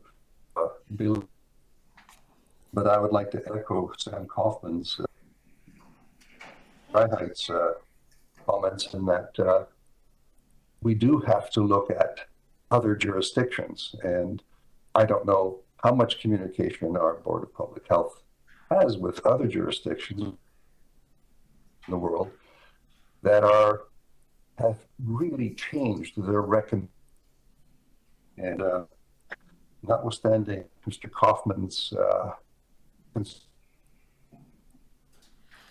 your connection is not great, Mr. Roman. Say that again? Can you speak up? We have trouble hearing you. I am speaking up. Can you hear me? Yes, I can. Continue. Hello? Continue. Go ahead. Yes, I will speak up. I don't know if you can see me at all. I've tried to get the video going and I'm sorry about the technical issues. But what I was trying to say was that other jurisdictions have made very thoughtful and informed recommendations that have downplayed vaccination in those under 65. and that would include Sweden, Denmark, Switzerland, very thoughtful and intelligent countries that look at data and are not swayed by information that may be incorrect. And this is a concern I have had as a physician, in that we are getting data and we are not really responding to this newer data. I have no explanation as to why that is, but it's almost as if our brains have been colonized by those who want to create a different narrative. We really should be open to other points of view and consider other sets of data and points of reference. And unfortunately, we don't seem to be doing that. We have this one monolithic approach, and it may not serve our patients very well. I speak of patients because I'm a just retired physician. Yes, our colonized brains don't seem to want to look at other data, and we seem to think that the narrative of safe and effective is true, and there's many concerns that this may not in fact be the case. And I think we should really consider that this kind of advertising may not actually serve our patients very well. I have real concerns about the science that went in behind this development of our vaccine that we're touting as so important to especially non-vulnerable groups. I'm not speaking about vulnerable groups. That's a whole different issue, and we should always be concerned about vulnerable groups. And I'd just like to make nobody's mentioned this before, but in terms of how do we protect vulnerable groups, and especially racialized groups? How do we protect them? We have been ignoring them. There is an epidemic of low vitamin D still, and I'm amazed that our public health authorities have not actually undertaken a very simple and inexpensive intervention that would help the immune systems of vast members of the population, especially those who are racialized, those of color, those who are underprivileged, the homeless. This is something we have been ignoring, and I would venture to say that's almost negligent on our part as a society that we've done that. We know that vitamin D levels do confer improved immunity. It is not a treatment for everything. It is not the be-all end-all, but we do know that people who have better vitamin D levels will do better with any respiratory infection. And the fact that we have neglected that messaging is a very black mark on our institutions, yours included, mine included. My profession has not done this, and it has not done this well. OHIP doesn't even want to monitor vitamin D levels, and it's really quite unfortunate. We have to pay for it. But I will just leave that message. Please, let's look after our patients. Let's be sensible. Let's look at other points of view because they are valid, and please include them. Thank you. Thank you. Any questions for the deputant? Seeing none, thank you for coming in today. Dr. Armstrong, you may come back to the table. There are a few questions from directors. Deputy Mayor Morley, and then Dr. Zhao. Go ahead. Yeah, thank you so much, through you, Mr. Chair. Thank you so much, Irene, for the great work and the presentation here today. I just wanted to pick up on a couple of things we heard from deputants today, and also I'm curious about as a people manager who also have been seeing the sort of, or struggling to manage some of the outbreaks that we've been experiencing since early November. With respect to the effectiveness of the rapid testing kits that many of us got familiar with through the pandemic, many of them are still in use, and I just wanted to have a quick check-in with you about the effectiveness of them, both from a, like we know COVID continues to evolve to different forms. Can we still count on some of the first generation of rapid tests as it relates to positive and or negative tests for current COVID exposures and or illnesses? That's question one. Thank you. Not yet. Press one more time. There she goes, hopefully. Is the red button on? Now it is. Can you hear me now? There it is, yeah. Okay, You're good. great. Thank you so much. Sorry about that. So thanks very much for your question about the rapid antigen tests. Off the top of my head, I can't tell you the exact characteristics of sensitivity or specificity, but we can certainly get back to you on that. What I can say is the experts say that for people that have clinically compatible signs and symptoms of COVID illness, they recommend that people should be repeating their rapid tests. So someone may come back negative on a test, but if you have signs and symptoms that are compatible, it's recommended by the CDC and also here in Canada that people repeat their test in 24 to 48 hours to see what that shows. And, if it is positive, then of course you can be, it's a very specific test. So if a test is positive, you can be, when you have clinically compatible signs and symptoms, you can be assured you have COVID. But by repeating the test, that will increase the sensitivity of it. So the recommendation is to repeat it at least once in 24 to 48 hours. Some experts say repeat it even a third time in 24 to 48 hours. Great, thank you. You're welcome. The second question is sort of related. When folks are sick, we know there's been changing guidance, and we heard from one of the deputants around being advised to send the kids to school with a positive COVID test, which I think most of us could agree might have not been the best advice. But can you just speak to us on the most recent guidance? So we heard about potential masking 10 days post-symptom onset. Again, things have changed. We're all settling back into, life post-pandemic, but wanting to understand the most effective ways that Torontonians can continue to keep ourselves and our communities safe. What's the most recent guidance? What would you recommend? Thank you for that question. Through you, Mr. Chair, Dr. Armstrong will start, and I can add on, if that's helpful. I beg your pardon, I'm sorry. I'm sorry, Dr. Armstrong. I was going to say through you, Mr. Chair, I think Dr. Armstrong will begin, and if I have anything to add, I'll weigh in as well. Okay. So the current guidance from the Ontario Ministry of Health and other jurisdictions is that if somebody has COVID, clinically compatible signs and symptoms of COVID or lab confirmed COVID, what you should do is you should stay home, and you should not continue with your regular activities until it's at least 24 hours after your fever has stopped and your respiratory symptoms are improving. Now, if that person also has like a diarrheal illness, vomiting or diarrhea, the recommendation is, again, at least 24 hours after fever has stopped and your respiratory symptoms are improving, but you must wait 48 hours until the gastrointestinal symptoms of vomiting and diarrhea are also improving. So the recommendations also say that you can continue with your activities, but you should be wearing a mask for 10 days from the onset of symptoms or the test positive, and when you're out in public settings. And of course, to increase your hand hygiene, cover your cough, things like that. And they also recommend that people that have tested positive or had clinically compatible signs and symptoms should not visit any high-risk settings for 10 days. So don't visit hospitals, don't go visit somebody in a long-term care home or a retirement home. Don't go see your elderly grandparents or neighbors or what have you.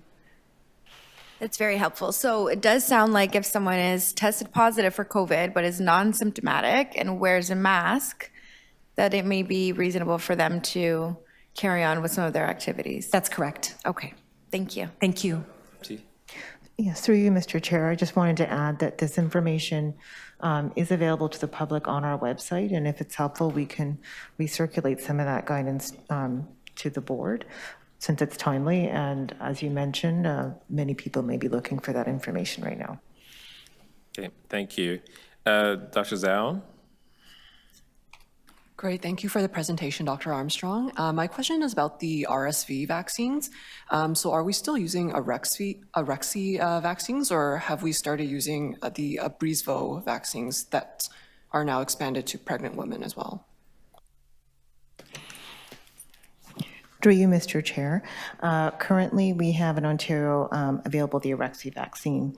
That's the product we have available now. We're anticipating more information in the future about what might come down the pipeline.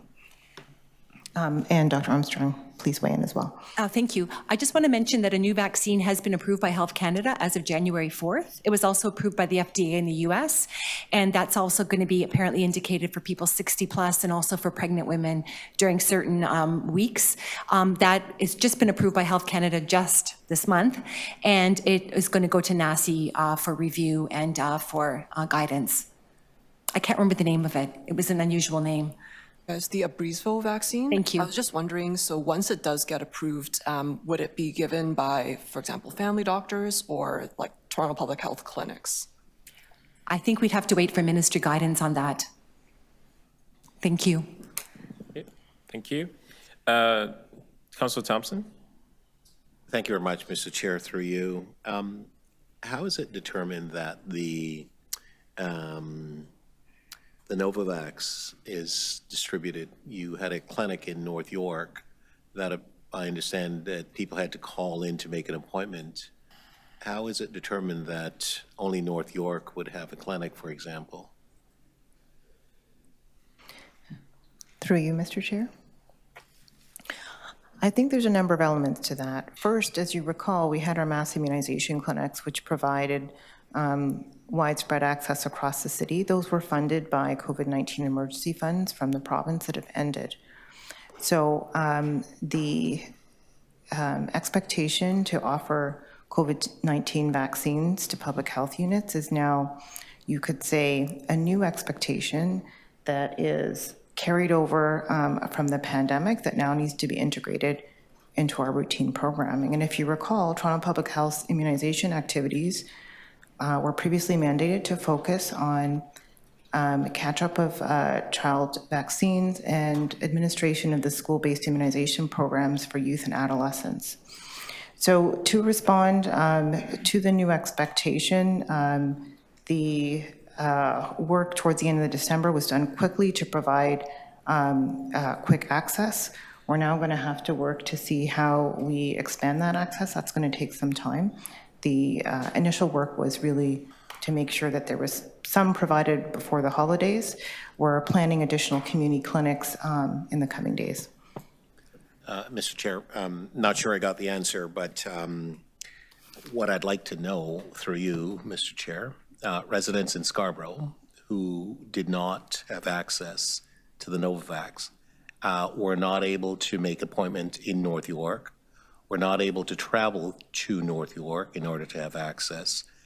How do you explain to those residents that a decision has been made, 3 million people in the city of Toronto or more, decision's been made that basically doesn't provide them with access to a vaccine that they need?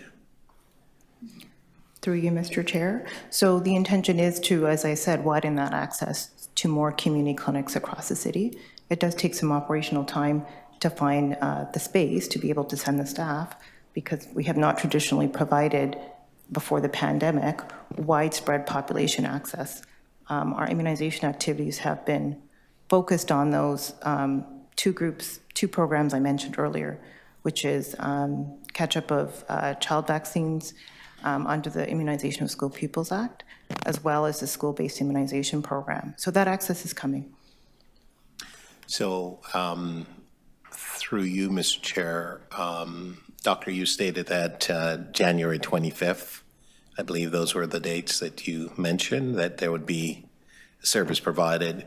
Can you tell us when and where those services will be provided across the city, and whether or not residents in Scarborough will actually have access to the needed vaccine? Through you, Mr. Chair. So the communication on those community clinics is coming this week. Those appointments will be released shortly. In terms of the precise community clinics, a full listing will be made available to the public on our website. And one moment, I'll just consult my notes to see if there are specific Scarborough locations already confirmed. One moment, please. Further question, Mr. Chair. You have a clinic at the Scarborough Town Center.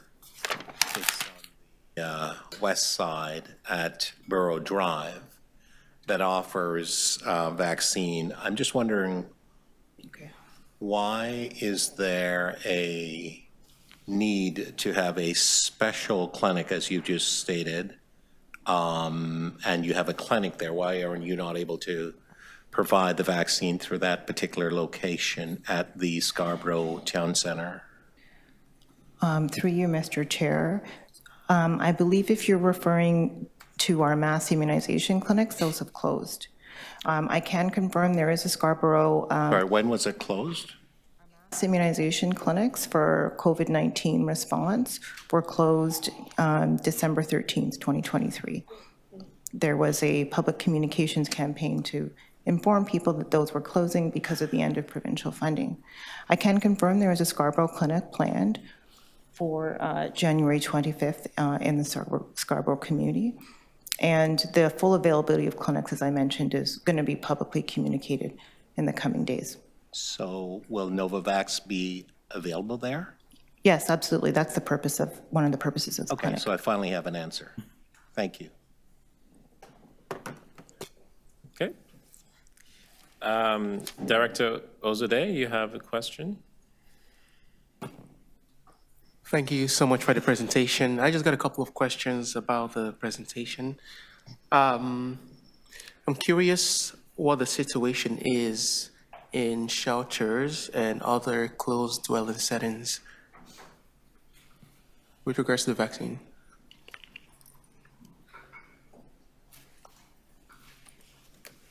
Through you, Mr. Chair. In terms of the situation in shelters, are you speaking of outbreak activity or immunization activity? Yes, outbreak and also uptake. Uptake of vaccine? Yeah, uptake and outbreak. So through you, Mr. Chair, I'll begin. In terms of immunization activity, our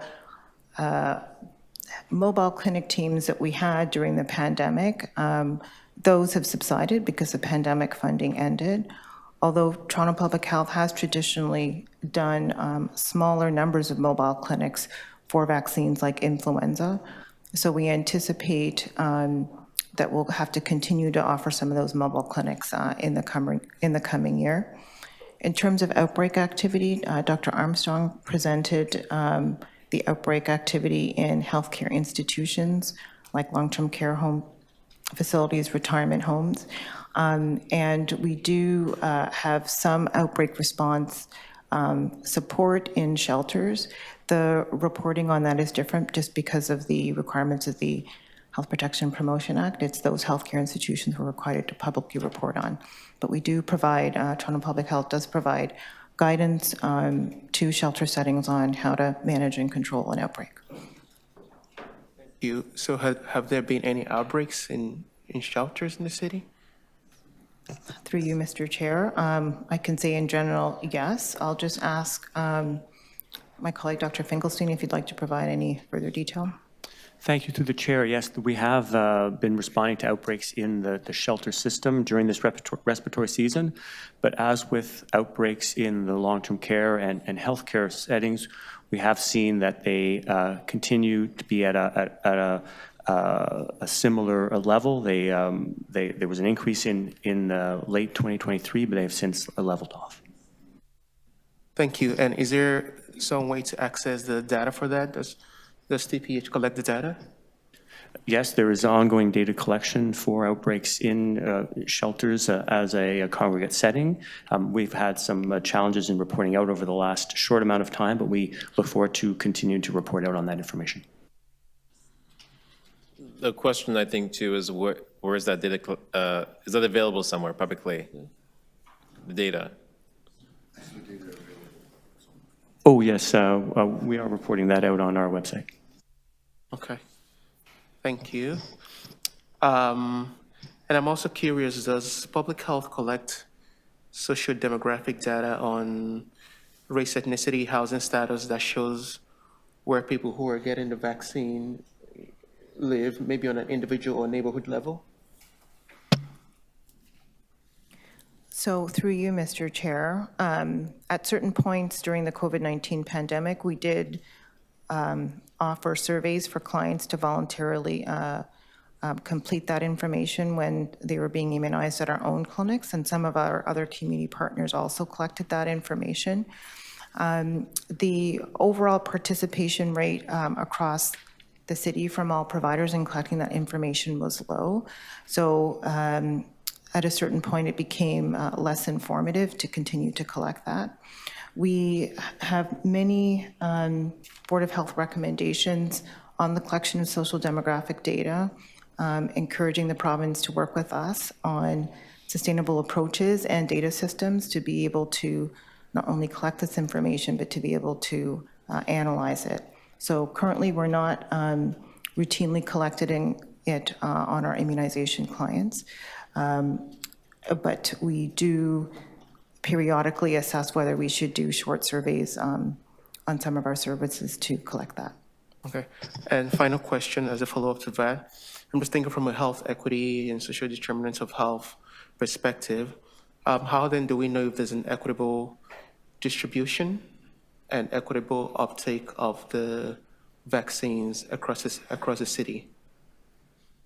Through you, Mr. Chair, that's an excellent question. The answer is precisely why we want to enable the systems to be able to collect this information. Right now, we are, I would say, curtailed by some of the age of our data systems. Also, I would say there are probably more sustainable approaches that don't rely on individual collection at the point of service each time.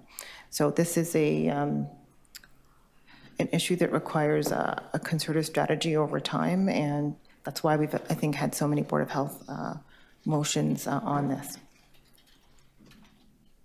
Okay, thank you. Any other questions?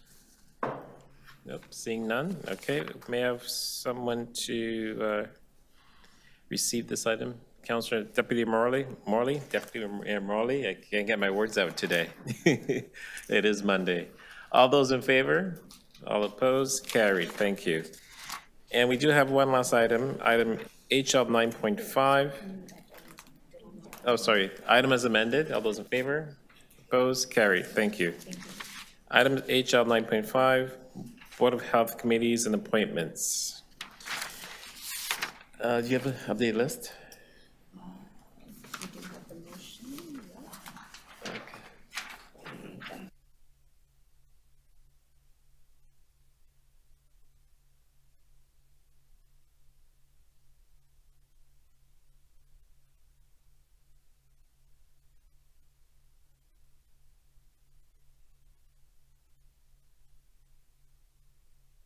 Okay, so we do have an updated list for the subcommittees. Once you goes up on the screen for me. So just one minor change for the Budget Committee. Trustee Shrish Kandaraja has been added to that committee, subcommittee. And the one other change is for the Alpha, Director Chandra Balan has been, will replace Trustee Shrish Kandaraja on that one item. So all those in favor? I will move that. All those in favor? Opposed? Carried. And as amended, all those in favor? Opposed? Carried. Wonderful. And that's our last item. Thank you, everyone. Appreciate all of you. Thanks for coming in today, and stay warm. Thank you.